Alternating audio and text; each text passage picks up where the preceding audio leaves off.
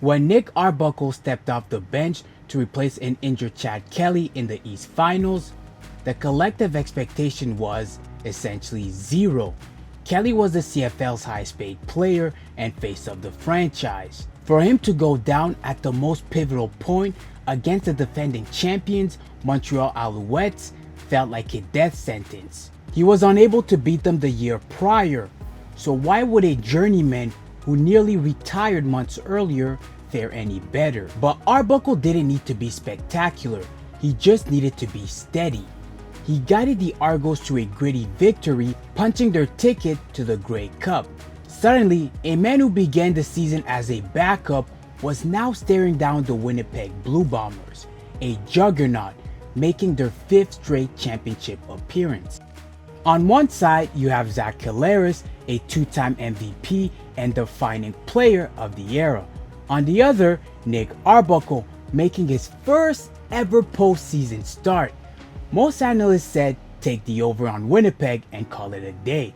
It was the definition of a lopsided matchup. Apparently, Nick Arbuckle didn't get the memo. He didn't just manage the game, he outplayed the MVP. Arbuckle completed 70% of his passes, threw for 2 touchdowns to propel Toronto to an improbable victory. For his effort, he was named Grey Cup MVP. The parallels to 2018 are eerie. Much like Nick Foles filling in for an MVP caliber Carson Wentz to topple Tom Brady's Patriots, Arbuckle stepped into the vacuum left by Kelly to topple a dynasty. Both backup won MVP, both were the understudy who saved the season, and in a bizarre twist of fate, both winners finished with exactly 41 points.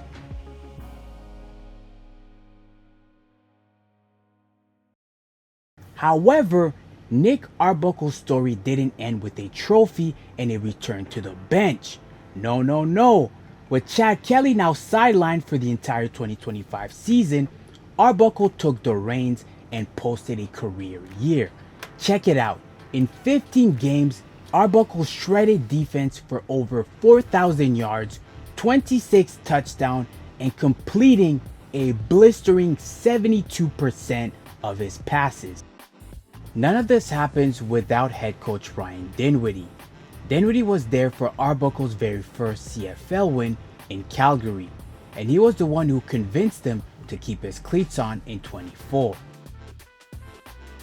As we head into 26, the landscape has completely shifted.